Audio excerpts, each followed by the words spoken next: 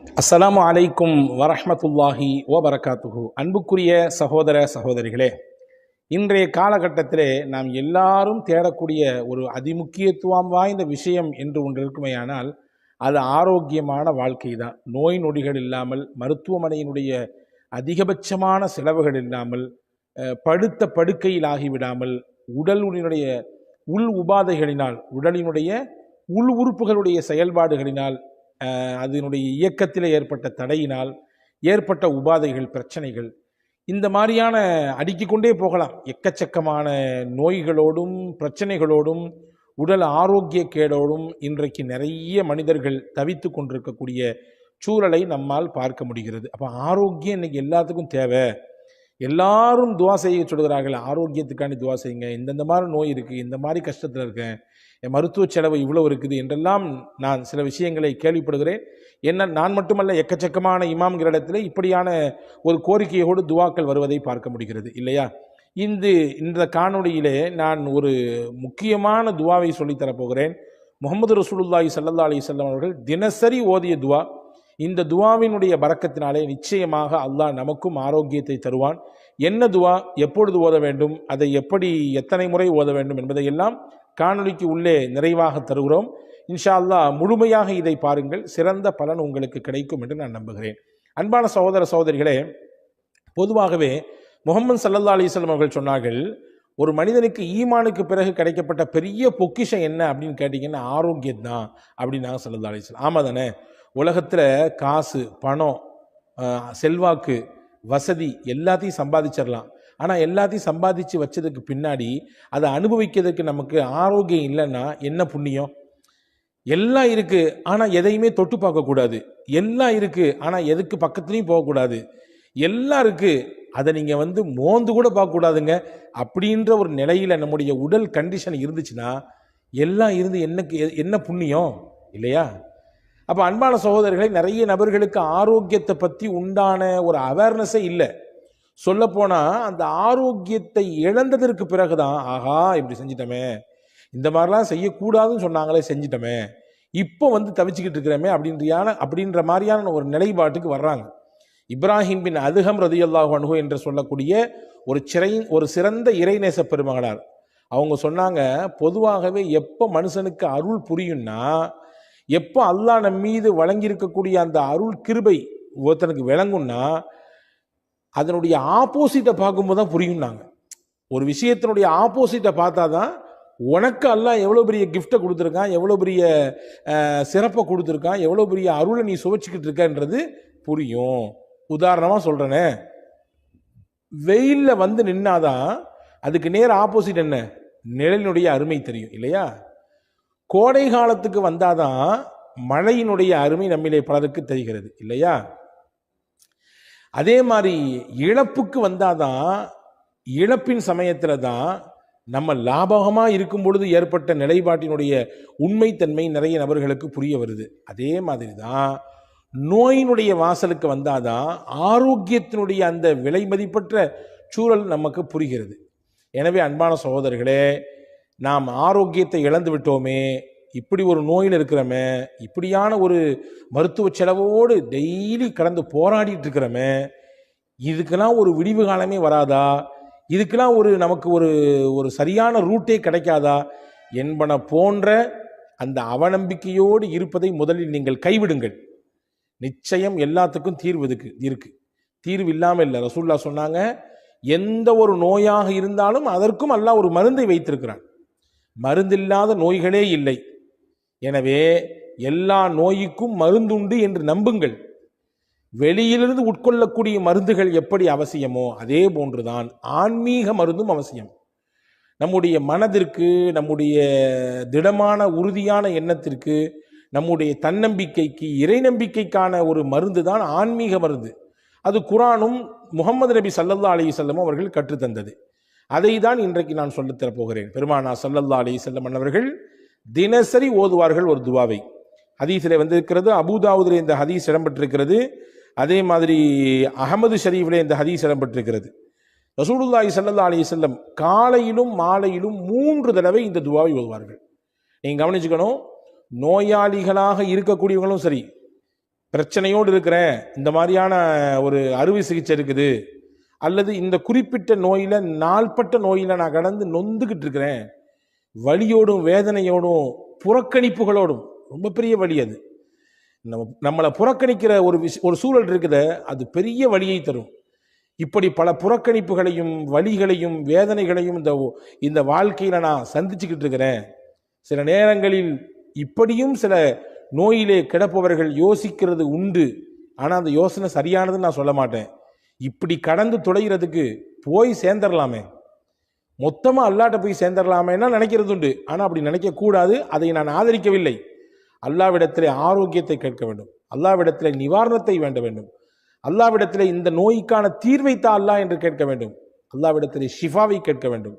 அதுதான் நமக்கு மார்க்கம் கற்றுத் தந்திருக்கிறது. நிச்சயமாக நாம் தொடர்ச்சியாக கேட்கும் பொழுது நிச்சயம் அல்லாஹ் தருவான். அதில் நம்பிக்கை இழக்கக்கூடாது. அப்போ ரசூலுல்லாஹ் ஒவ்வொரு நாளும் 3 தடவை ஓதுவார்கள். காலையிலே 3 தடவை, மாலையிலே 3 தடவை. என்ன, யாரெல்லாம் ஓதலாம்? இதை ஆரோக்கியமாக இருக்கிறவங்களும் ஓதலாம். நோயினுடைய வாசலுக்கு வந்துட்டோம், இன்னைக்கு தான் எல்லா ஊடுகள்லையும் எல்லார்ட்டையும் ஃப்ரீயாக வந்து இருக்கிற மாதிரி, பாக்கெட்டில் இருக்கிற மாதிரி சர்க்கரை நோய் வந்து இருக்குது இல்லையா?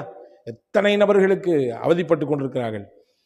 அதே மாதிரி தொடர் சிகிச்சைகள், சில நபர்கள் இப்படியான கஷ்டத்தில் இருக்கிறாங்க, டயாலிசிஸ் போன்ற தொடர் சிகிச்சையில் இருக்கிறாங்க. சில சகோதரர்கள் கேன்சர் போன்ற நோய்களுக்கு தொடர் சிகிச்சையில் இருக்கிறாங்க. சில சகோதரர்கள் இன்னும் சில சொல்ல முடியாத நோய்களுக்கு சிக்கி தவித்து அதனுடைய தொடர் மருத்துவத்தில் இருக்காங்க. மருத்துவம் செய்வது நம்முடைய பொறுப்பு, நம்ம செய்ய வேண்டிய விஷயம். அதே நேரத்தில் வல்ல அல்லாவிடத்திலே துஆ செய்வது நம்முடைய கடமை. எனவே நோயில் அகப்பட்டவர்களும் ஓதலாம். நோய்க்கு இப்பொழுதுதான் முகம் கொடுத்திருக்கிறோம், துவக்க நிலைமை இது அப்படின்ற இடத்துல இருக்கிறவங்க ஓதலாம். இளமையில் இருக்கக்கூடியவங்க, நோயெல்லாம் பெருசாக எனக்கு எதுவும் இல்லை, அல்ஹம்துலில்லாஹ் அல்லாஹ் நல்லா வச்சிருக்கான் அப்படின்ற நிலைமை இருக்கிறவங்களும் முன்கூட்டியே முன்னெச்சரிக்கையாக அல்லாவிடத்திலே ஆரோக்கியத்தை வேண்டி இந்த துஆ ஓதலாம். 3 தடவை ஓத வேண்டும். காலையில் 3 தடவை, மாலையில் 3 தடவை. ஸல்லல்லாஹு அலைஹி வஸல்லம் ஓதிருக்காங்க. என்ன துஆ அது? டிஸ்கிரிப்ஷன்லையும் கொடுக்குறோம், வாய்ப்பு இருந்தால் ஸ்கிரீனிலும் உங்களுக்கு அந்த துஆவை தருகிறோம். அல்லாஹும்ம ஆஃபினி ஃபீ பதனி, அல்லாஹும்ம ஆஃபினி ஃபீ சம்இ, அல்லாஹும்ம ஆஃபினி ஃபீ பஸரி, லா இலாஹ இல்லா அன்த. ரொம்ப அழகான துவா இது.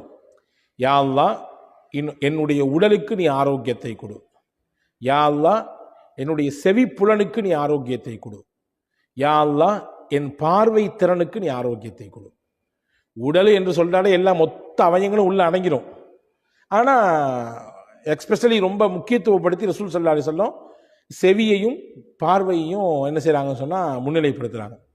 பொதுவாகவே இந்த ரெண்டும் மனிதனுடைய உறுப்புகளை ரொம்ப முக்கியமான உறுப்பு. பார்வை இருந்தால்தான் பலதை பார்க்க முடியும், செவித்திறன் இருந்தால்தான் பேசுவதை கேட்க முடியும். இந்த ரெண்டுமே ஒரு விஷயத்தை கிரகித்துக் கொள்வதற்கு, உள்வாங்கிக் கொள்வதற்கான மிக முக்கியமான அவயங்கள், மிக முக்கியமான உறுப்புகள். காலப்போக்கில் சில நேரங்களிலே சிலருக்கு இந்த உறுப்பின் செயல்பாடு முற்றிலுமாக அருந்து போயிடுது. காலப்போக்கில் சில நபருக்கு பார்வை இல்லாமல் போயிடுது. காலப்போக்கில் சில நபர்களுக்கு செவிப்புலன், அந்த கேட்கும் ஆற்றல், அந்த திறன் இல்லாமல் போயிடுது. எனவே அதை முக்கியத்துவம் படுத்தி ரசூல் ஸல்லல்லாஹு அலைஹி வஸல்லம், யா அல்லாஹ், என் உடம்புக்கு நீ ஆரோக்கியத்தை தரணும், என்னுடைய பார்வைக்கும் என்னுடைய செவிப்புலனுக்கும் நீ கொடுக்கணும்னு கேட்டாங்க. லா இலாஹ இல்லா அன்த, உன்னை தவிர வணங்குவதற்கு தகுதியானவன் யாருமே இல்லை. இந்த துஆவை ரசூலுல்லாஹ் என்ன செய்வாங்களாமா, டெய்லி காலையில் 3 தடவை ஓதுவாங்களாம், மாலையில் 3 தடவை ஓதுவாங்களாம். இந்த துஆவை பற்றி எழுதும் பொழுது பெருமக்கள் சொல்றாங்க, யார் இதே நம்பிக்கையோடு, ரசூலுல்லாஹ்வுடைய பரக்கத்தான நாவிலிருந்து வந்த துஆ இது, ரசூலுல்லாஹி ஸல்லல்லாஹு அலைஹி வஸல்லமுடைய திருநாவினால் தினசரி மொழியப்பட்ட ஓதப்பட்ட துஆ இது. அந்த நம்பிக்கையில், அந்த யகீனோடு எவர் ஒருவர் இந்த துஆவை தினசரி 3 முறை, காலையிலும் 3 முறை, மாலையிலும் ஓதி வருகிறாரோ, நிச்சயமாக அல்லாஹ் அவருக்கு ஏற்படுத்தி இருக்கக்கூடிய அந்த சுகவீனத்திலிருந்து மாற்றத்தை தருவான். அவருக்கு ஏற்பட்டு போயிருக்கக்கூடிய ஆரோக்கிய கேடிலிருந்து அவர் வெளியே வருவார். எதிர்காலத்தில் அவருக்கு ஒரு ஆரோக்கிய கேடு அல்லது உடல் சுகவீனம் அல்லது இந்த மாதிரியான ஆரோக்கியத்தில் பிரச்சனை என்று இருக்குமே ஆனாலும் கூட இந்த துஆவின் பரக்கத்தை கொண்டு வல்ல அல்லாஹ் அதையும் தடுப்பதற்கு வல்லமை மிக்கவன் என்று எழுதுகிறாங்க. எனவே அன்பான சகோதரர்களே, அருமை சகோதரிகளே, தாய்மார்களே, இந்த துஆவை நீங்கள் எழுதி எடுத்துக்கொள்ளுங்கள். ரொம்ப ஷார்ட்டான துவா தான், சிம்பிளான துவா தான். மனநமிட்டு கண்டிப்பாக ஓதி வருங்கள். எவ்வளவு பெரிய நோயாக இருந்தாலும், எவ்வளவு நாள்பட்ட வியாதியாக இருந்தாலும், படுக்கையில் கிடக்கக்கூடிய அடுத்தவர்களுடைய உதவியை தேடித்தான் இருக்க வேண்டும் என்ற நிலையில் இருக்கிற நோயாக இருந்தாலும் நிச்சயமாக அல்லாஹ் மாற்றுவதற்கு வல்லமை மிக்கவன். ஒரு விஷயத்தை மட்டும் நீங்கள் ஞாபகத்தில் வச்சுக்கணும். ஐயூப் அலைஹிஸ்ஸலாம் படுத்த படுக்கையாக இருந்தார்கள். படுத்த படுக்கையாக இருந்தாங்க. பல்லாண்டுகள் இருந்தார்கள். அவங்களுடைய உடம்பிலிருந்து அப்படியே புழுக்கள் வெளியாகும். உடம்பெல்லாம் அந்த துர்வாடையினால அக்கம் பக்கத்தில் கூட யாரும் இருக்கிறதுக்கு சகிச்சிக்கலை, அவங்கள வச்சுக்கிறதுக்கு சகிச்சிக்கலை. ஊரை விட்டு வெளியே அனுப்பிட்டாங்க. அவுட்டரில் போய் நீங்கள் இருங்கன்னு சொன்னாங்க. அவ்வளவு நோய். அப்போ நீங்கள் பார்த்துங்க, அதை மாதிரிலாம் நமக்கு எல்லாம் நோய் தரலையே. ஊரை விட்டு ஒதுக்கி வைக்கிற அளவுக்கு, வீட்டை விட்டு வெளியே போங்கடா, உங்கள் கூட நாங்கள் யாருமே குடும்பம் நடத்த மாட்டோம் சொல்லி மனைவிமார்கள்லாம் கூட ஓடிட்டாங்க, ரஹீம் மாமாவை தவிர. சொந்த பந்தம் யாரும் பக்கத்தில் வரல. அந்த மாதிரியான நோயெல்லாம் நமக்கு இல்லையே. அப்படி நோயில இருந்த சமயத்திலும் கூட நம்பிக்கை இழக்காமல், மனம் தளராமல், இந்த வார்த்தை நல்லா கவனிக்கணும், மனம் தளராமல், இறைவனின் மீது இருக்கக்கூடிய நம்பிக்கையை இழக்காமல் போராடினாங்க. வாழ்க்கைனா போராடணுங்க. போராடி இருந்தால்தான் நம்மிடத்தில் இருக்கக்கூடிய அந்த எதிர்ப்பு சக்தி அணு இருக்குதுல்ல, அது வீரியம் பெறும். எப்போ ஒருத்தருக்கு போராட்ட குணம் இல்லையோ அவர்கிட்ட இருக்கக்கூடிய அந்த எதிர்ப்பு சக்தி ஆற்றல் இருக்க குறைஞ்சு போயிடும். போராடணும், எல்லாத்தோடும் போராடணும். போராடத்தான் நம்முடைய இரத்தத்தில் இருக்கக்கூடிய அந்த சிகப்பணுக்களுடைய ஆற்றல் பெருகும் இல்லையா? எனவே அன்பான சகோதரர்களே, ஹஜ்ரத் அய்யூப் அலைஹிஸ்ஸலாம் போராடினாங்க. கடைசி வரைய நம்பிக்கை இழக்காமல் இருந்தாங்க, மனம் தளராமல் இருந்தாங்க. அவ்வளவு பெரிய நோய் எந்த மருத்துவத்துக்கும் போல. தண்ணி எடுத்து குடிங்கன்னா இல்ல, அந்த தண்ணி எடுத்து தலையில் ஊற்றிக்கிங்கன்னா முடிஞ்சு போச்சு, எல்லா நோயும் முடிஞ்சு போச்சு. உள்ள தண்ணீரை கொடுத்தாங்க, உள்ள இருந்த எல்லா நோய்க்கும் உள் உறுப்புகள் எல்லாம் கொஞ்சம் அப்படி இப்படி இருந்துச்சு. இந்த தண்ணி போச்சு, எல்லாம் கிளியர் ஆயிடுச்சு. தண்ணி எடுத்து தலையில் ஊற்றுங்கன்னா இல்ல, தலையில் ஊற்றிக்கிட்டாங்க. வெளி உறுப்புகளில் இருந்த எல்லா நோயும் நல்லா போச்சு. அல்லாஹ் நாடினால் தண்ணீரை கொண்டு மொத்த நோயையும் ஒன்றும் இல்லாமல் ஆக்கி விடுவான் என்பதற்கு அய்யூப் அலைஹிஸ்ஸலாம் மிகப்பெரிய சான்று. எனவே நம்பிக்கை இழக்கக்கூடாது, மனம் தளரக்கூடாது. நோயாளிகளுக்கு நம்ம சொல்லிக்கிட்டே இருக்க வேண்டிய விஷயம் தான். ஏன்னா நோய் வாய்ப்பட சமயத்தில் அதுதான் இழந்துருவாங்க, அதுதான் அவங்கள்ட்ட இருந்து போயிடும். ஏன்னா யாருமே கண்டுக்கிறது இல்லையே, யாருமே பார்க்கறது இல்லையே, யாருமே வர்றது இல்லையே, யாருமே நம்ம கூட பேசுறது இல்லையே, நம்ம படுத்து கிடக்கிறோமே, நம்ம பெட்டில் ஆயிட்டோமே. எல்லாரும் நம்ம நல்லா இருக்கும்போது வந்து பேசினாங்க, வந்து கூப்பிட்டாங்க, வந்து பார்த்தாங்க, 4 இடத்துக்கு நம்ம கூட்டு போனாங்க. இப்போ யாருமே வந்து பார்க்கறது இல்லையே, யாருமே நம்ம பேசுறது இல்லையே அப்படின்ற ஒரு எண்ணப்பாடு அவங்க ஒரு குறிப்பிட்ட தடவை அதை திரும்ப யோசித்து தங்களுக்கு தாங்களே தாழ்வு மனப்பான்மை கொள்ளக்கூடிய சூழலுக்கு தள்ளப்படுறாங்க. ஒரு பொழுது இழக்க வேண்டாம். யார் பார்த்தாலும் பார்க்காட்டியும், யார் பேசினாலும் பேசாட்டியும், நான் என்னை படைச்ச ரப்பிட்ட பேசிட்டே இருப்பேன். அவன் என்னை பார்த்துக்கிட்டே இருக்கான், நிச்சயம் என்னை கைவிட மாட்டான். மனம் தளராமல் இருங்கள். இது நான் உங்களுக்கு சொல்வதனுடையாக எனக்குமே சொல்லிக் கொள்கிறேன். நாளைக்கு எனக்கும் ஒரு நோய் என்றால் நானும் இந்த எண்ணத்தோடு தான் இருக்க வேண்டும். மனம் தளராமல் போராட வேண்டும். இந்த துவாவை ஓதுங்கள். நிச்சயம் வல்ல அல்லாஹ் நிச்சயமாக அதிலிருந்து வெளியே வருவதற்கான வாய்ப்பை தருவான். வல்ல அல்லாஹ் உங்களுக்கும் எனக்கும் சிந்திக்கக்கூடிய, அதன்படி தொடர்ந்து செயலாற்றக்கூடிய நல்ல தௌஃபீக்கை, நாயகத்தின் வழியிலே நிலைத்து வாழக்கூடிய நல்ல வாய்ப்பை அல்லாஹ் உங்களுக்கும் எனக்கும் எல்லா மக்களுக்கும் வழங்குவானாக. ஆமீன். வஸ்ஸலாம்.